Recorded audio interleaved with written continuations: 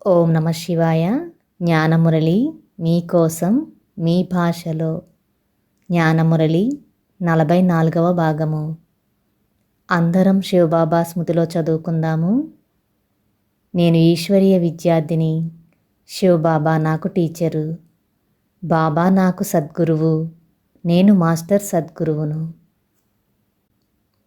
పిల్లలు ఎల్కేజీ నుంచి డిగ్రీ పూర్తయ్యేంత వరకు చదువుకోవడానికి తల్లిదండ్రులు ఎంతో కష్టపడి డబ్బు సంపాదించి పిల్లలకు ఎల్కేజీ నుంచి డిగ్రీ పూర్తయ్యేంత వరకు స్కూల్ ఫీజులు, వారికి కావలసిన బట్టలు, ఆహారము, రవాణా సౌకర్యాలు వంటి మౌలిక సదుపాయాలు సమకూర్చి సహాయపడతారు.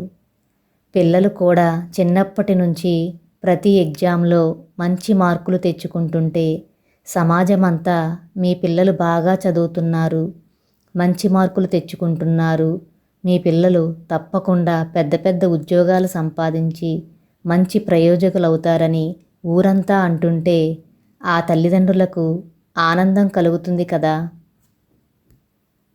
కానీ చదువు పూర్తయిన పిల్లవాడు ఉద్యోగం కోసం ఎగ్జామ్ పెడితే చదివిన చదువంతా మర్చిపోయి ఎగ్జామ్స్ సరిగ్గా రాయక ఉద్యోగం సంపాదించలేకపోతే ఆ తల్లిదండ్రులు ఎంత బాధపడతారో కదా. బాబా అంటున్నారు, నేను కూడా మీకు జ్ఞానం చెప్పాను, సేవ చేయడం కోసం శక్తిని ఇచ్చాను, గైడెన్స్ ఇచ్చాను. ఇప్పుడు చదువు పూర్తి అయిందని పరీక్షలు పెడుతున్నాను. పరీక్షలు పాస్ అవ్వకుండా ఫెయిల్ అవుతున్నారు ఎందుకు అని అడుగుతున్నారు బాబా. బ్రహ్మకుమారి బాధితుల బహిరంగ సభ పెట్టింది నేనే కదా అంటున్నారు బాబా. ఈ సభకు ఆహ్వానించింది కూడా నేనే కదా. మీకు సమస్య వస్తే బాబా మా కోసం ఉన్నారు అనే విషయం మర్చిపోయారా? లేకపోతే బాబాకు మా సమస్య చెబితే మా సమస్య తీరుస్తారో లేదో అనే అపనమ్మకంతో ఉన్నారా? సమాధాన స్వరూప భవ. మీరు నేర్చుకున్న అష్టశక్తులు గుర్తుకు రాలేదా? పరిశీలనా శక్తి వాడి ప్లాన్ బి అనేది బాబానే మార్చారు అనే విషయాన్ని గ్రహించలేకపోయారు. పోలీస్ స్టేషన్లో ధర్మం కోసం నిలబడినప్పుడు సహనశక్తి వాడకుండా వ్యక్తులను చూస్తూ దేహాభిమానంలోకి వెళ్ళిపోయారు. మీలో ఆత్మిక స్థితి కనబడడం లేదు. మీరు దేహస్థితిలో ఉంటే నేను ఇచ్చే సంకేతాలు ఎలా గుర్తించగలుగుతారు? అర్థమవుతుందా అంటున్నారు బాబా.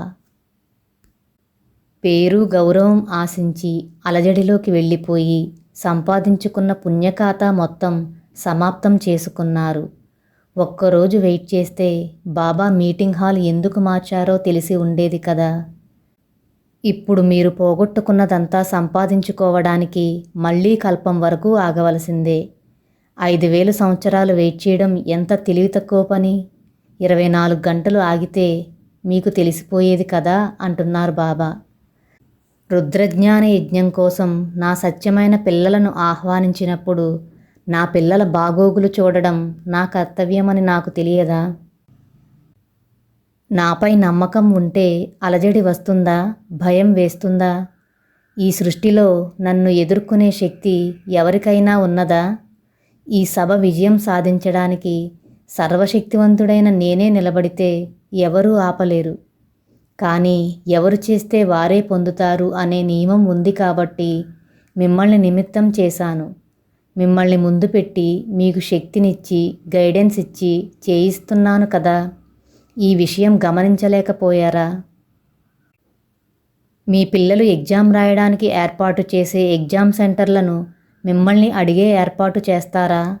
నేను ఏ ఎగ్జామ్ రాసినా స్టేట్ ఫస్ట్ ర్యాంక్ నాదే, నాకు అంత టాలెంట్ ఉందని చెప్పి ఎగ్జామ్ సెంటర్లో ఇష్టం వచ్చినట్టు ప్రవర్తిస్తా, మీరు పెట్టిన రూల్స్ నేను పాటించను అంటే ఎగ్జామ్ రాయనిస్తారా?